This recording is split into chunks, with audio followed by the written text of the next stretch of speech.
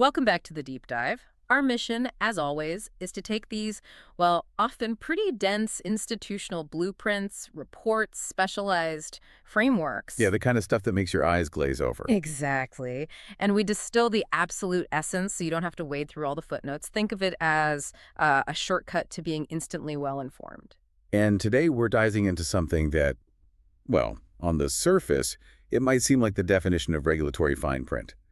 It's the Lakeshore Manor Homeowners Property Protection and Risk Governance Framework. Right. Adopted by an apartment owners association, where was it? Bengaluru, back in November 2025. That's the one, Bengaluru 2025. Now, if you're listening and you're not an apartment owner or maybe not involved in a community association, you might be thinking, okay, skip this one, but don't. Please don't. Yeah, stick with us here. Because this really isn't just some rule book for one specific building in India. It's actually, I found it quite stunningly comprehensive. It's like a beautifully engineered template for institutional accountability. Fiduciary clarity, yeah. Yeah. And pretty sophisticated risk governance, too. Stuff that's applicable to, well, almost any organization, really. Totally. A nonprofit board, maybe a regional sports club, even like a small family business. Absolutely. Oh, What the architects of this thing created is, it's basically a masterclass in managing collective assets, yeah. especially, and this is key, where that management is entrusted to, unpaid volunteers. Right. People giving their time, often without deep governance experience. Exactly. So if you're, say, preparing for a meeting, stepping onto a board yourself, or maybe you're just curious about how governance can be really formalized against risk, Then this is your crash course. pretty much, yeah. Okay, let's unpack it then. Our mission for this deep dive is laser focused. We want to pull out the key actionable mechanisms this framework uses. And it's tackling a fundamental challenge, isn't it? It really is. How do you protect the homeowner assets? We're talking, potentially millions spent on the physical building, the infrastructure, the reserves. Collective caught. Right. How do you protect that while also providing clear, fair liability standards for the volunteer committee members, the people actually running the show? It's a dual protection strategy, as you said. Hmm. And honestly, the success of this whole document, I think, lies in how explicit its goals are. They didn't just assume, good intentions will be enough. No fuzzy language. Not at all. The framework lays out 5 primary objectives right up front. And these set the tone for every single rule that follows. They define that delicate balance between the shield for the honest volunteer. And the sword for the negligent or maybe even fraudulent one. Precisely. That tension is built right in. So what are those core objectives? How do they establish that tension right from the start? Okay, so the first 2 are really foundational. First, and it's the most obvious one, is to protect property and funds. Makes sense. Through robust, verified controls, professional audits, making sure there are adequate reserves, having comprehensive insurance. It's basically about securing the collective treasury, from both external disaster and internal mismanagement. Got it. The financial security baseline. Lock down the money. Exactly. Second objective, to ensure transparent and compliant management across absolutely all association affairs. This isn't just suggesting transparency, it makes it mandatory. It's about procedural hygiene, reducing suspicion, building trust. Okay, protect the money, be open about it. What's third? Third focuses on longevity. It's to define standards for adequate financial reserves and risk mitigation. This is crucial. It's the mandate to stop just reacting, living hand to mouth, and actually start future-proofing the community against, well, the inevitable decay of capital assets. Things wear out. Right, planning for the big replacements down the line. And this is where the governance tension really starts to bite. The fourth objective is about establishing that shield. It's to protect the management committee, MC, and the president from personal liability. But only for actions taken honestly, diligently, and in good faith. You need good people to serve, right? And they can't be paralyzed by the fear of losing their own home over an honest mistake made while volunteering. That makes sense. You need to encourage people to step up. But that shield, it has to be perfectly balanced, doesn't it? Yeah. Because if there's absolutely no personal risk for anything, well, where's the accountability? Exactly right. And that leads directly to the fifth and final objective, to hold office bearers personally accountable for fraudulent, negligent, or unlawful acts. There's the sword. There is the sword. The protection is revoked instantly. No questions asked in those cases. It's this tension, this interplay between the professionalized expectations of diligence, that's point 4, and the strict removal of protection for actual malfeasance, point 5, that I think makes this Lakeshore Manor framework so robust and frankly, so legally sound. Okay, that dual mandate really sets the stage perfectly. So, if the first big goal is protecting the money, let's dive into Section 1, establishing the financial fortress. How does this framework actually ensure financial integrity? How does it stop mismanagement before it even gets a chance to take root? Well, it starts with something really fundamental, Mm-hmm. an ironclad requirement for external professional scrutiny. They call it the Audit Assurance Clause. Okay. They require an annual independent audit done by a qualified chartered accountant. Now, that part's fairly standard. Yeah, lots of places require audits. But the specific custom-mandated language that the auditor must use in their certification, that's where the real brilliance lies, I think. Okay, so what is that specific language? What are they forcing the auditor to say? It sounds like it goes beyond just looking at the profit and loss statement. Oh, it absolutely does. The auditor has to explicitly certify two crucial things. First, yes, that the accounts present a true and fair view of the association's financial position. That's standard fiduciary stuff. But second, and this is critical, the auditor must certify that there are no material undisclosed or hidden liabilities. Ah, okay. No material undisclosed or hidden liabilities. That sounds like a really profound protection layer for the homeowners, doesn't it? It's huge. It forces transparency immediately on obligations that maybe a committee might be tempted to just, kick down the road, ignore until their term ends. Precisely. Think about the common pitfalls, especially in volunteer-run organizations. A committee knows, say, the main HVAC system is on its last legs. It's going to cost, let's say, 50 lakhs to replace next year. Big chunk of change. Huge. Now, if they don't want to be the ones to raise the maintenance fees to cover that, they might be tempted to just not book that future expense, or maybe bury it deep in the notes or not mention it at all, effectively hiding a massive future burden from the owners. Right. Out of sight, out of mind, until it breaks. Exactly. This clause blocks that maneuver completely. The auditor has to look for those things and certify they aren't there, or if they are, that they're disclosed. So, okay, let's play that out. If an auditor signs off saying no hidden liabilities, and then, 3 months later, some massive known but unbooked liability suddenly surfaces. Then the homeowners have clear recourse against the association, and the professional reputation, maybe even the license, of that auditor is squarely on the line. Wow, so it extends the accountability chain right out to the professional certifier. It does. And that ensures the paperwork doesn't just look good, but that it accurately reflects the real financial health and, crucially, the future obligations of the whole community. It completely shifts the incentive structure, doesn't it? Away from short-term financial window dressing towards long-term solvency. Yeah, it really does. Okay, so moving beyond just the cash flow and liabilities, the framework also digs into physical assets, right? Verification of those. Things like generators, lifts, pumps, common area CCTVs. That's huge capital investment. Massive amounts of money tied up in physical things. So how do they make sure that physical property is properly accounted for and, well, not misused or even stolen? Yeah, this is a really vital check against internal theft or just misrepresentation, frankly. The framework mandates maintaining a property ledger, or you might call it a fixed asset register. Okay, like a list of everything valuable. Exactly. It tracks the cost when it was bought, the depreciation for every major capital item. But the key mechanism here, the really smart part, is the verification component. These assets have to be physically verified at the end of each year. Physically verified, so someone has to actually go and look at them. Yes. And then reconcile what they see with the financial capital expenditure records. So it's not enough to just have a receipt from 4 years ago saying you bought a new lift motor. An MC member, maybe the treasurer or the secretary, has to physically go, check that the asset is actually there, confirm its general condition, and match it up against the books. Precisely. You hear these horror stories in the governance world. Right. Retiring committees may be selling off a generator or a common area vehicle for cash, claiming it was old and written off, while pocketing the difference. Right, it happens more than you'd think. This physical verification requirement makes that much, much harder. It prevents fictionalizing assets just to make the balance sheet look better, and it ensures the collective property actually remains intact and accounted for. If the register says you own 3 backup generators, the MC has to prove, physically, that all 3 are present and accounted for when they hand over charge. Okay, that makes a lot of sense. Let's move to the money itself then, specifically how funds are segregated. This seems like an area where a lot of associations, maybe those lacking professional oversight, can get into serious trouble, blurring the lines between different pots of money. Oh, absolutely catastrophic trouble. Yeah. Commingling funds is a classic governance failure. The framework demands absolute segregation. How so? Well, first, all those fixed deposits, the FDs, the long-term savings, the reserves, they have to be held strictly in the association's name.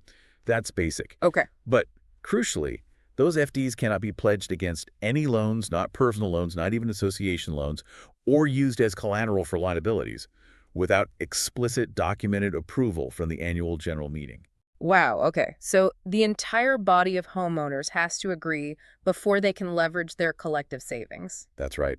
It's a serious check. They've essentially taken the power to leverage the community's nest egg out of the immediate hands of the MC and placed it, quite rightly, with the full electorate, the owners themselves. That protects against, say, a panic decision by a small group. Exactly. Or just poor judgment under pressure. But the really critical detail on commingling, the one that often gets missed, relates to the interest earned on those designated funds. Like the sinking fund or the corpus fund. Precisely.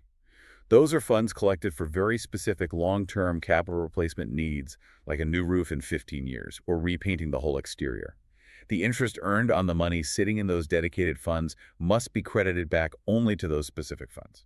Okay, why is that level of accounting detail so necessary? Can't the association just report the total interest earned across all accounts? Seems simpler. It might seem simpler, but it's dangerous. Because think about it. If the main operational maintenance account runs a little short 1 month, maybe unexpected security costs, or a spike in utility bills, it becomes incredibly tempting for the current MC to just borrow that sinking fund interest to cover the operational shortfall. Figuring they'll pay it back later. Always the intention, right? We'll make it up next quarter. But this framework explicitly makes that maneuver a violation. It cannot be done. So if you're designing a governance document like this from scratch, why not just lump all the reserves together for maximum flexibility? Why maintain what you called the sanctity of the sinking fund? Seems like extra work. It is extra work, but it's essential work because the sinking fund, by definition, is money collected from homeowners, specifically for those future non-routine major capital expenses. Think roof replacement, elevator modernization, main water pump failure. The big ticket items? Exactly. If that money, or even just the interest earned on it, gets used for day-to-day operational expenses, even temporarily, then the homeowners who contributed to that specific reserve are essentially being, well, defrauded of their future capital security. This rule ensures that the money collected today for the roof replacement in 10 years stays dedicated only to that future roof replacement. It maintains the actuarial soundness of the whole reserve planning process. Okay, that makes perfect sense, and it leads directly into the next point, doesn't it? The requirement for adequate reserves and future-proofing.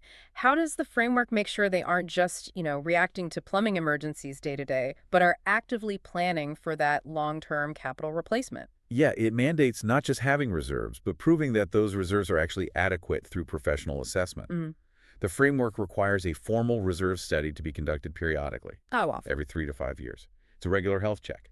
And who does a reserve study? That sounds way more complex than a standard financial audit. It's not just counting beans, is it? Not at all. It's a truly multidisciplinary process. The framework specifies it has to be done by qualified engineering and financial professionals working together. Okay, engineers and finance people, what do they do? The engineers go through the property top to bottom. They assess the current condition and estimate the remaining useful life of every single major common asset. The elevator systems, the roof, the facade treatment, the main plumbing lines, the generator, everything. Wow. And they estimate what it would cost to replace each of those items today. Then, the financial professionals take those physical assessments and replacement cost projections. And figure out how much money needs to be put aside each year. Exactly. They calculate the necessary contributions required from the homeowners, starting now, to ensure that the money will actually be there in the bank when that asset inevitably fails in 5, 10, 15 years. So it's not just guesswork based on past spending, it's actual science, forcing the MC to budget based on real-world decay projections. It takes the guesswork out, or at least it minimizes it dramatically. But doesn't this put an immense burden on the volunteer MC members? I mean, do they risk personal liability if they commission the study but then fail to fully fund all its recommendations? That could be politically impossible sometimes. That's a really great question, a practical challenge. And the framework is actually quite clever here. It mandates conducting the study and it mandates using the study to guide the annual budgeting process. Guide, not necessarily fully implement immediately. Precisely. The act of commissioning the study, receiving the professional recommendations, communicating those findings openly to all the homeowners, and then making a reasoned budget based on that information that constitutes due diligence. That fulfills their fiduciary duty. Okay. So even if the homeowners in a general body meeting vote to maybe underfund the reserves slightly in a particular year due to cost constraints, the MC members themselves are protected. The reserve study itself and the transparent process around it becomes their legal shield against any future claims of negligence or concealment. They can say, we got the expert advice, we presented it, this was the collective decision. That's a very pragmatic approach. Okay, let's move down to the operational level. What about the internal controls? The sort of nuts and bolts stuff that stops smaller abuses or just simple accounting errors before they snowball into massive problems. Right. This is the day-to-day financial hygiene, and it's built squarely on the principle of multi-person accountability. No one person should have unchecked control. Makes sense. So they require robust controls, specifically mentioning that dual authorization is mandatory for all payments above a defined threshold. So 2 signatures on the bigger checks, basically. Essentially, yes. It prevents one person, even the president or the treasurer, from cutting a check for a significant amount without at least one other authorized person reviewing and approving it independently. That seems like standard corporate governance, but you're right, it's probably one of the first things to get neglected in volunteer settings where everyone's busy. Absolutely. It requires discipline. But they go further on the verification side, too. Monthly bank reconciliations. Checking the bank statement against the association's books must be reviewed and physically signed off by not just the treasurer, but also by one other MC member. So the treasurer plus one other, why that extra step? It prevents the treasurer from operating in a complete accounting silo. It ensures that all the transactions are being cross-checked by someone else, and importantly, that the bank records actually align with what the association's internal ledger says. It's another layer of error checking and fraud prevention. Simple but effective. And the final point on controls mentioned here. It's the mandatory maintenance of a register of vendors and contracts. Again, sounds simple, almost administrative. But vital. It's absolutely vital for good management. It allows for easy tracking of recurring expenditures, when contracts are due for renewal, and it lets you review historical vendor performance easily. It just adds another layer of transparency and, crucially, process consistency, especially when committee members change over time. Okay, so we've pretty thoroughly established the financial fortress, right? Securing the funds, accounting for the assets. Now let's transition to Section 2. This is about mitigating the physical and liability risks that come with operating a massive shared property. Right. Moving beyond the bank account to the actual building and the people in it. Exactly. This is about protecting the building itself from damage and, critically, transferring the risk of external liability lawsuits away from the homeowners and the MC. Insurance and safety audits seem like the key tools here. The framework requires mandatory comprehensive insurance. What are the absolute non-negotiable layers of coverage they demand? Okay, first is the basic property protection. You need coverage for the building structure and all the common areas against major calamities. Think fire, earthquake, flood, storm damage, other natural disasters. Standard stuff. If the building gets wiped out, the insurance rebuilds it, protecting homeowners from massive, immediate capital calls. Exactly. That's table stakes. But then there's the liability side, which is arguably just as important for ongoing operation. Right, transferring the risk if someone gets hurt or their property gets damaged. That's the crucial second mandatory layer, public and third-party liability insurance. This absolutely must cover bodily injury, death, or property damage that occurs within the common areas. So give me an example. Like if a delivery person slips on a wet floor in the lobby. Perfect example. Or maybe if a faulty common area drainage pipe bursts and floods a neighboring property. The association needs adequate coverage to handle those claims, preventing that liability from hitting the collective homeowner funds directly. Or worse, hitting the personal assets of the volunteer MC members if the association funds aren't enough. Precisely. That liability transfer is key. Now, we established earlier that asset values change over time. Inflation is a constant. How does the framework prevent the really catastrophic risk of being underinsured? Having a policy based on construction costs from 10 years ago. Yeah, that's a huge risk. Being underinsured can be almost as bad as having no insurance when a major event happens. The framework tackles this by mandating a rigorous review cycle. Okay. It explicitly stipulates that the sum insured, the total coverage amount, must be reviewed against the current replacement value of the entire property at least every 2 to 3 years. 2 to 3 years, that's non-negotiable. Non-negotiable. If the professional valuation shows that the cost to rebuild the entire complex has doubled since the policy was last updated, the MC must increase the coverage accordingly or have a documented, justifiable reason why they haven't, perhaps presented to the owners. And obviously, policies have to be renewed on time, no gaps. Sounds incredibly obvious, right? But you'd be surprised how often that basic administrative task gets missed, potentially leaving the community exposed for days or weeks. The framework makes it a mandatory check. No lapses allowed. Okay, let's talk about the safety audit regime. This feels like it's not just about finding physical problems, but it's also about the MC creating a legal defense for itself, isn't it? Proving they were diligent. It's exactly that. It's the proactive creation of a paper trail, demonstrating responsibility and due care. The framework mandates annual structural and fire safety audits. Annual. And done by certified professionals. Yes, both. Independent certified professionals have to conduct these audits every year. So if, heaven forbid, the building later suffers some kind of structural issue or there's a fire incident, the MC can point directly to that stack of annual independent certifications. Proving they weren't negligent, that they were actively monitoring the building's condition. Precisely. It shows they exercised due care, which is a powerful defense against liability claims. Are there specific, maybe more technical, infrastructure checks required beyond the general structural and fire audits? Yes, they get quite specific. They require periodic inspection of all common area electrical systems by licensed electricians. That's a key mitigation against fire risk, obviously. Makes sense. And for the lifts and elevators, which are always a high-risk, high-usage area, they must maintain valid, up-to-date safety certificates at all times. Plus, they need to ensure proper, documented maintenance contracts are not just in place, but are actually being followed actively. So you can't just have the contract sitting in a drawer. You need records showing the maintenance is happening. Exactly. These aren't just suggested best practices. The framework makes them required compliance points.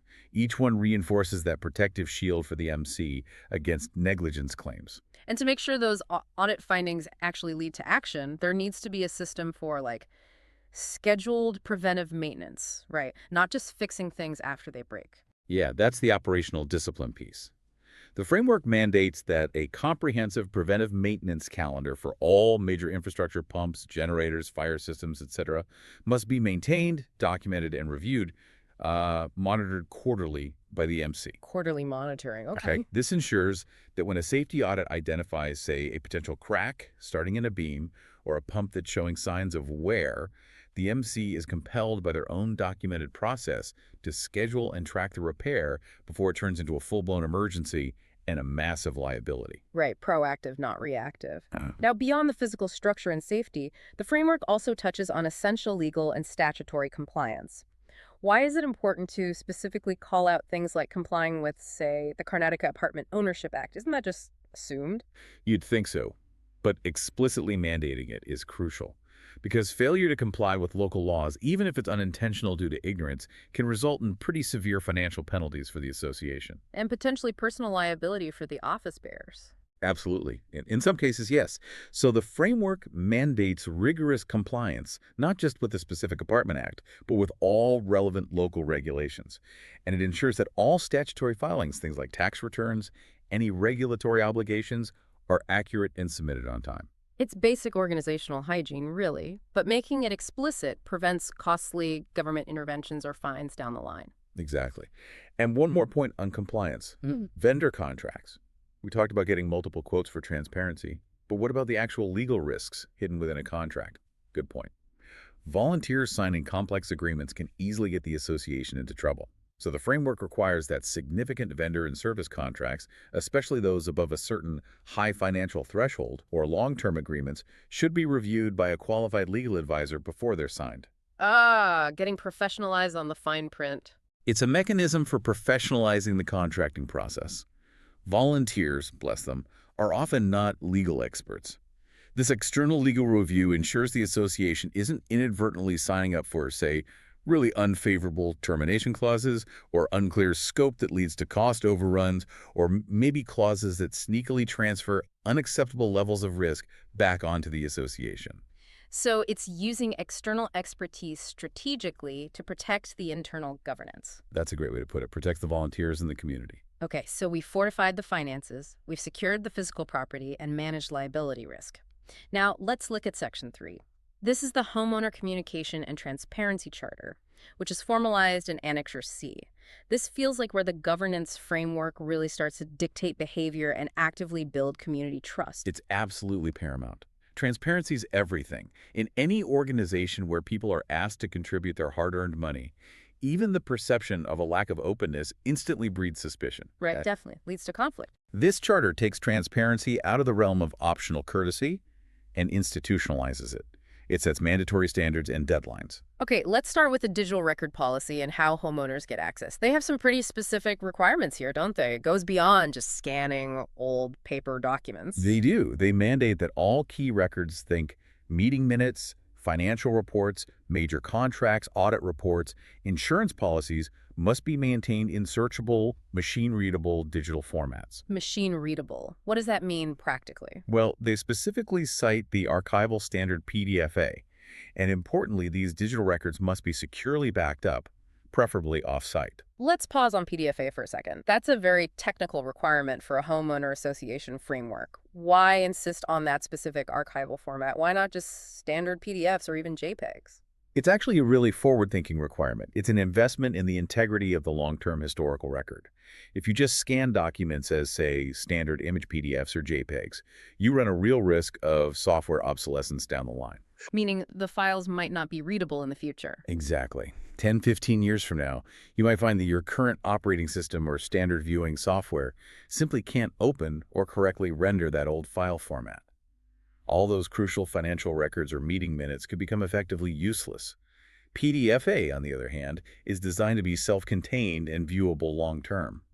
It ensures that the historical truth of the association remains accessible permanently, regardless of future technology changes.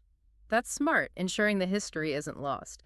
And that enduring accessibility then underpins the homeowner's right to actually inspect these key documents, the financials, the audits, the insurance policies. Right. Upon reasonable request and within defined timelines set out in the charter, the idea is that transparency should be relatively effortless for the homeowner. It shouldn't feel like navigating an obstacle course designed to frustrate them. Yeah, because when the process for getting information is slow or opaque or feels entirely discretionary based on the MC's mood, It immediately suggests the MC has something to hide, even if they don't. By making access a clear, mandated right, obviously subject to reasonable security and privacy limits for personal data, it dramatically lowers community friction and suspicion. Okay.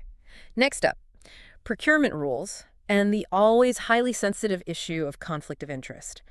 This feels like a classic source of community drama in almost any volunteer group. Oh, it's often the primary battleground, isn't it? Where cronyism or sweetheart deals can fester if you're not careful. The framework addresses this head-on, quite directly. Yeah. For procurement, specifically for work orders or contracts above a defined financial threshold, and for Lakeshore Manor, they set that threshold quite low at INR 25,000.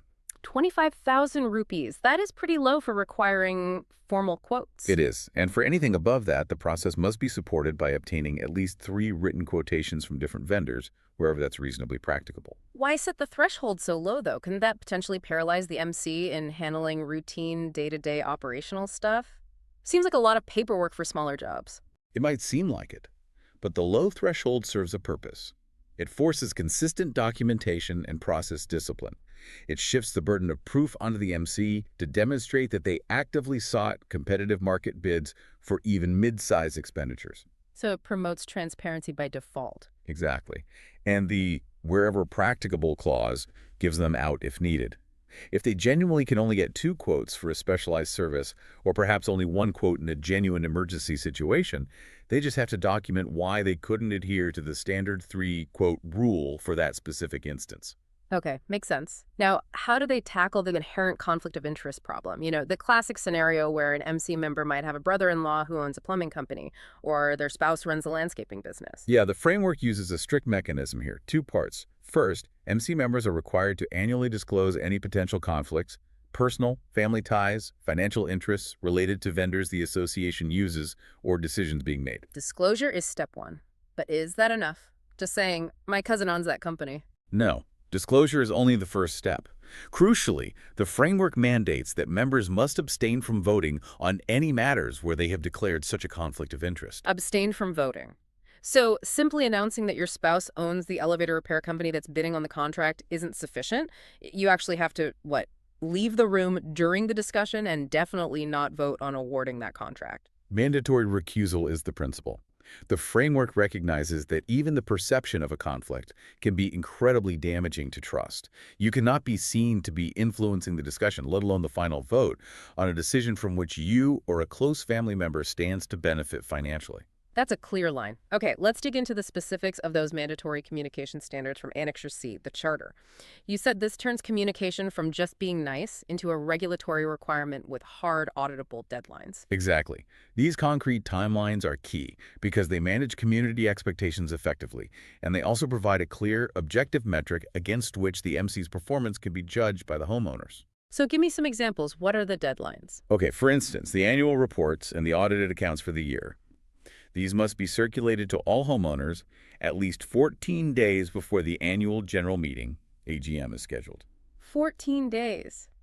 That feels maybe a little tight for digging into complex financials, but I guess it's necessary, right? It stops that really annoying practice of just dropping a thick budget report on everyone's chair moments before the AGM begins. Exactly, which completely precludes any chance for meaningful review or informed questioning.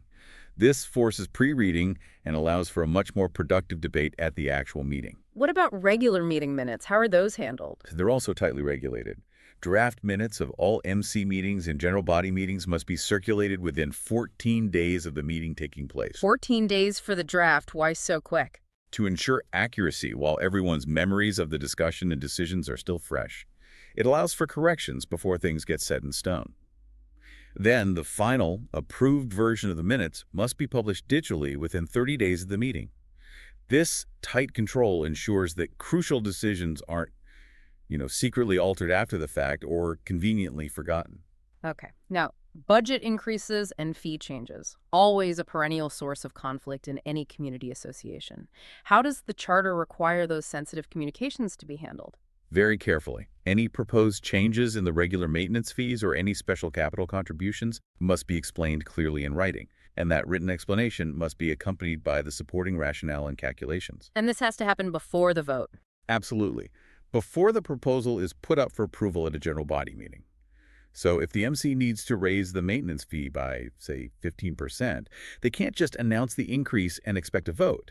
They have to provide homeowners with a written, defensible justification beforehand, maybe based on rising utility contracts, increased labor costs, or the funding requirements identified in the latest reserve study. Transparency in the justification. I like that. Now, my personal favorite standard in this whole section is the complaint response rule. This seems like a brilliant, simple, organizational mechanism for managing homeowner expectations and providing a clear metric for the MC's administrative responsiveness. It really is. It standardizes the engagement process. The rule states that any written complaints received from homeowners must receive a formal acknowledgement within 7 days. 7 days just for the acknowledgement? Yes, just confirming we received your complaint, it's logged. Well, then a formal response, or at least a substantive update on the status, must be provided within 21 days. 21 days for a response or update. Right. So even if the actual resolution requires getting vendor quotes and might take, say, 2 months to fully address, the homeowner is guaranteed to get an update on where things stand within 3 weeks. It prevents complaints from just disappearing into that dreaded administrative black hole, which is a major source of frustration. Definitely.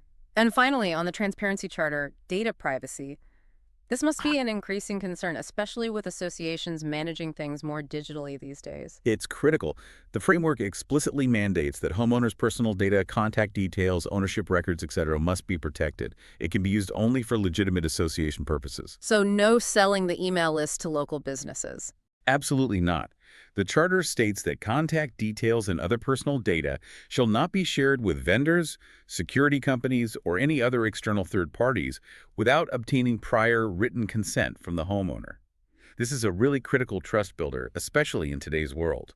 It protects members from that common frustration of getting unsolicited marketing calls or emails that often happens when vendor lists or resident directories get circulated indiscriminately. Okay, we have thoroughly established all the protections for the collective assets. The money, the the building, and we've laid out the transparency standards needed to keep the community informed and build trust. Now, we need to shift focus pretty dramatically, don't we? We need to talk about the people actually implementing all these rules, the volunteer committee members. Exactly. Section 4 is really the crucial balancing act. It details what the framework calls the dual edge of liability and indemnity. This section, maybe more than any other, determines whether competent, responsible people will actually be willing to step up and serve on the committee. Because it deals with their personal risks. Precisely. This is the core philosophical tension of the entire document, played out in legal terms. On one hand, you absolutely must provide the indemnity shield to encourage good people to volunteer. Okay, the shield. What does it shield them from? The framework explicitly states that the MC members and the president are indemnified by the association, meaning the association covers their legal costs and potential damages for actions that meet specific criteria. The actions must be honest, taken in good faith within their designated scope of authority, and compliant with both the law and this governance framework itself. So the intent is clearly stated to protect diligent office bearers from, as the document puts it, vexatious or unfounded claims. Right. You can't be personally sued and lose your house just because a homeowner disagrees with, say, the color of paint the committee chose for the hallways or the specific plumber they hired for a repair job. Provided you followed the rules. Provided you followed the process. If you secured the 3 quotes as required, if you consulted the auditor on a financial matter, if you ensured dual authorization for the payment, then the association, the collective, bears the risk of an honest error in judgment or a simple disagreement. The liability doesn't fall on the individual volunteer's personal assets. That protection seems absolutely essential. Like you said, without it, who would volunteer? Only maybe people with nothing to lose, or perhaps those with ulterior motives. It's a real risk. You'd lose the capable, responsible core you need. But that shield absolutely must have a clear limit, a boundary. If I'm a diligent volunteer trying my best, how do I know where that line is? Where does that personal protection suddenly vanish? And my shield effectively turns into a personal liability sword pointed right at me. The framework is incredibly clear and absolutely non-negotiable on these exclusions. There is no indemnity, no defense provided, and no protection from association funds available in specific, severe cases of misconduct. This is where the volunteer's personal assets become exposed. Okay, let's break down those specific triggers for personal liability, because that distinction between, say, an honest mistake, maybe negligence, which is covered by indemnity, and a deliberate personal breach, which is not covered, seems absolutely crucial. It is. The first category of exclusion is probably the most obvious: financial crime, fraud, misappropriation, or the misuse of association funds or property. Okay, so outright theft or embezzlement. If an MC member uses the association's debit card to pay their personal electricity bill, Shield vanishes instantly. No question. They are personally liable to repay and potentially face criminal charging. got it. What's the second trigger it relates to breaking the law? Yes. It's the willful violation of any law or statutory obligation. Now, a key distinction needs to be made here between willful and accidental. Okay. If the MC, maybe due to a simple administrative oversight, accidentally misses a tax filing deadline and incurs a penalty, that's likely negligence. Unfortunate, but probably covered by indemnity if they acted in good faith otherwise. If the MC is specifically told by their legal advisor, for example, that shutting off a resident's utility services without following the legally mandated due process is illegal under the Karnataka Apartment Ownership Act, and they consciously decide to do it anyway, that is a willful violation. They knew it was wrong. They did it anyway. Personal liability kicks in. Right. Intent matters. What's the third trigger? This one seems to cut right to the core of personal integrity, concealing the truth. Exactly. It's deliberate concealment or misrepresentation of material facts. This could be lying to the auditors, misleading the members in a general meeting, or hiding crucial information from the authorities. So it's about honesty. It is. If you make an honest mistake in the accounts and you own up to it and correct it, you're probably fine under the indemnity. But if you then try to cover up that error by, say, falsifying meeting minutes, destroying relevant documents, or telling the auditor something you know isn't true, Then you cross line? you've triggered personal liability. Often, the cover-up is seen as worse than the original mistake. Yeah, that makes sense. And the final trigger for losing protection, it relates back to governance and procedure, right? Disregarding the collective will or the established rules. Precisely. It's about entering into commitments or contracts in violation of approved resolutions or without proper authority. Give me an example of that. Okay, say the AGM holds a vote and explicitly approves hiring vendor A for security services at a specific budgeted cost. But then the president, perhaps because vendor B is a friend, secretly goes and signs a contract with vendor B for 50% more money, ignoring the AGM's resolution. Okay, direct violation of a mandate. Or, another example, Yeah. signing a large contract that, according to the framework, requires dual authorization, say, the president's and the treasurer's signature, but the president signs it alone, bypassing the required control.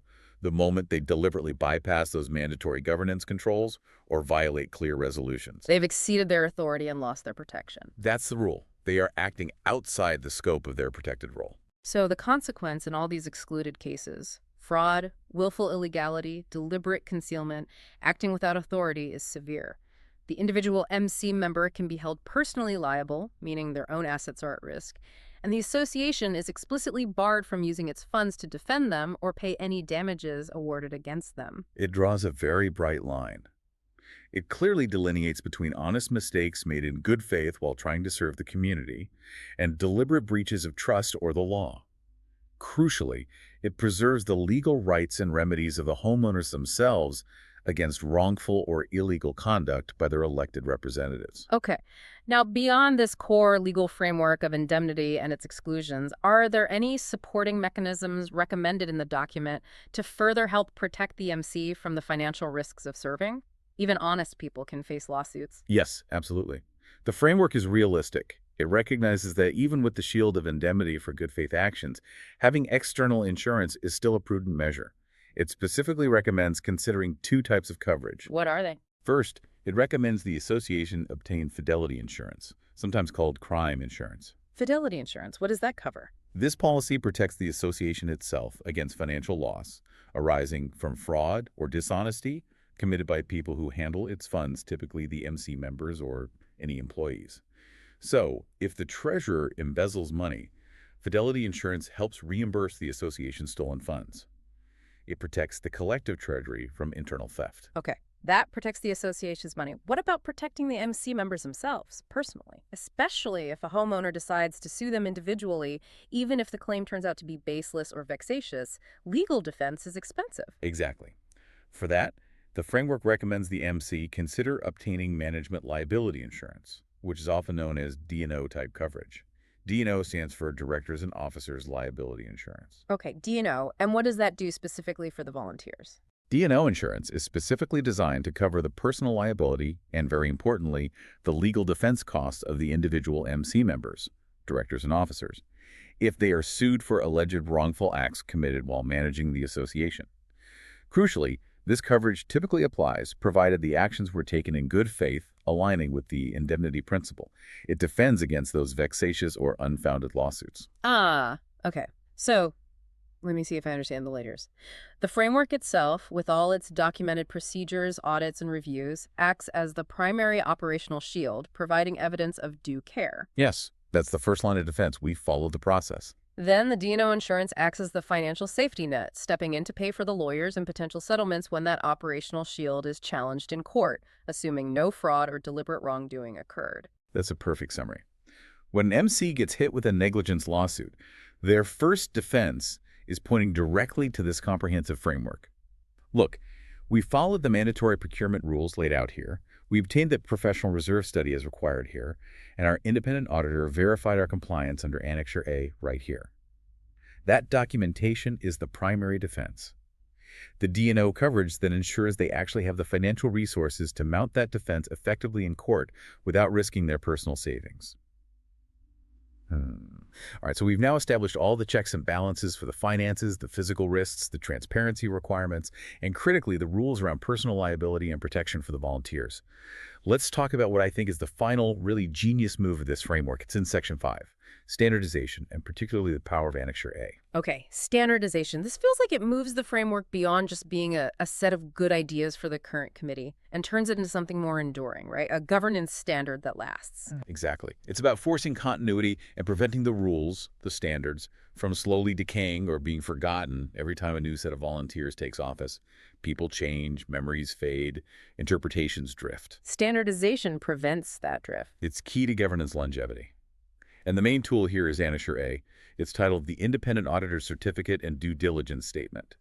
It's essentially a standardized, mandatory format that dictates the exact scope and the precise certifications the association's annual auditor must provide.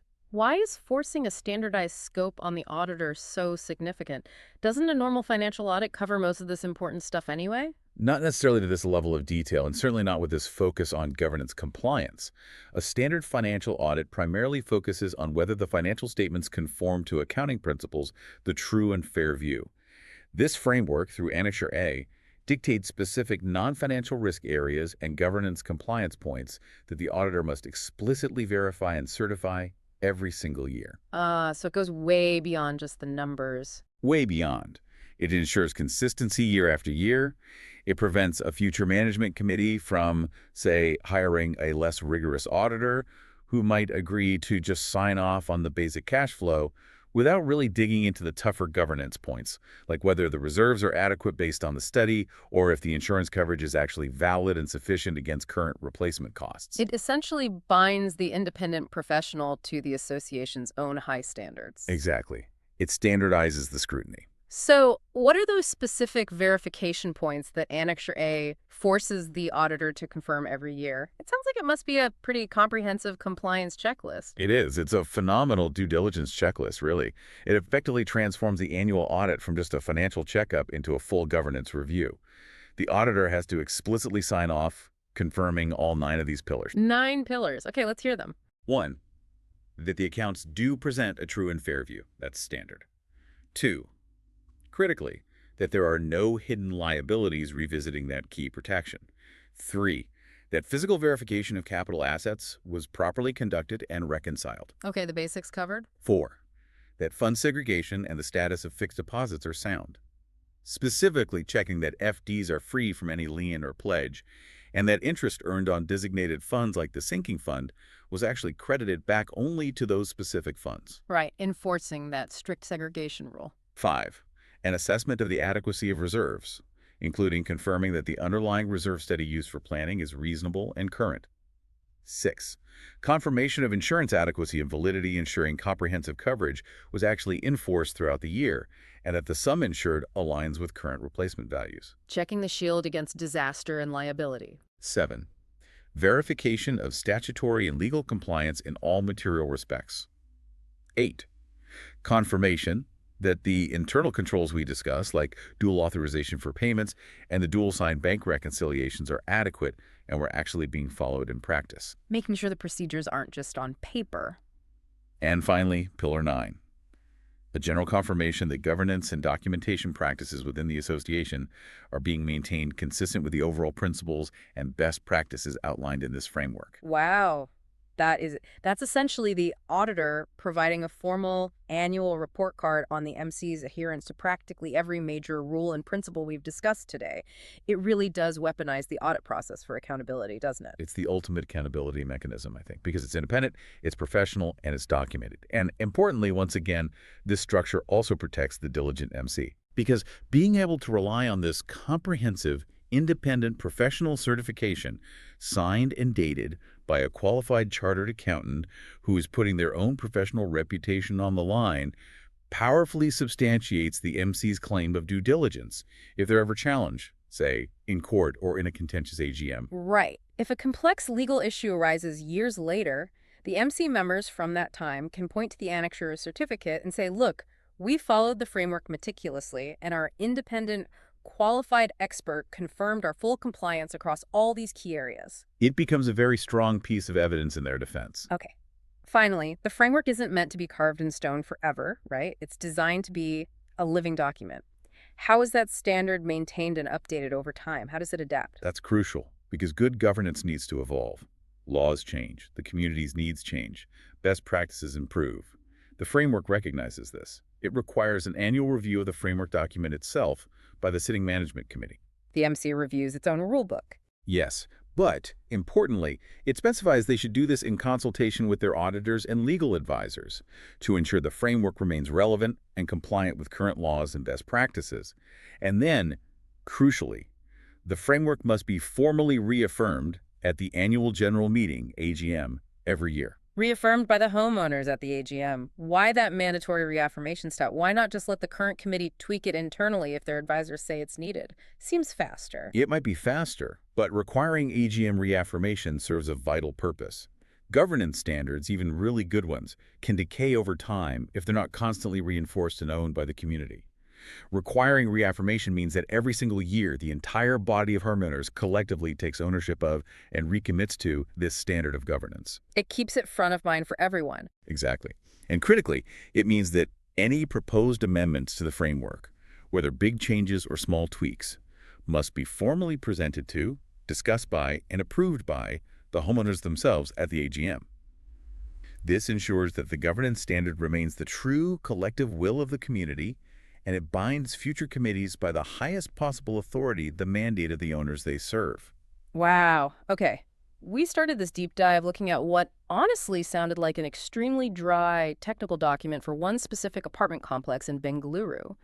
But what we've actually extracted here is, well, it feels like a universal blueprint for institutional integrity. It should probably be mandatory reading for anyone involved in managing collective funds or property anywhere. I agree. It really is a phenomenal case study. It shows how you can transform volunteer governance, which can sometimes be a bit ad hoc, into a truly legally compliant, transparent, and professionally validated institution. And I think the ultimate takeaway, the core lesson, is that the key to great governance isn't just about defining the rules clearly. It's more than that. It's defining liability and protection with equal, rigorous clarity. Getting that balance right is everything. Yeah, the structure itself, the rules, the procedures, the checks and balances becomes the guarantor of long-term accountability, maybe even more so than the individual people who happen to rotate through the leadership roles at any given time. That's a great way to put it. And that combination of mandatory independent professional review like the Powerhouse Annexure, audit certificate, coupled with the very strict revocation of personal protection for actual malfeasance, it creates a system that's almost self-policing in a way. It raises the stakes for everyone involved, the volunteers, the auditor, the homeowners. Which leads us, I think, to our final provocative thought for you, the listener, to consider as you wrap up this deep dive with us. The Lakeshore Manor framework, remember, was explicitly adopted with the goal of being an enduring governance standard. So the question to ponder is this. In community association management, or maybe in any voluntary organization, is this kind of standardization like having a rigidly fixed audit format or a mandatory communication charter with deadlines actually more powerful for ensuring genuine long-term accountability? Then relying purely on the presumed high integrity and good intentions of the volunteer leaders who happen to be in charge at the moment. Exactly. What does this deep commitment to formalized, externally validated, standardized processes imply about the future of voluntary governance, maybe across all sectors? Is the ultimate answer to managing inherent human error and temptation always to implement more professional, structural constraints and checks? Is structured destiny in governance something to think about? That tension between trust in people and trust in process. Definitely food for thought. Thanks for diving deep with us today. We'll see you next time on The Deep Dive.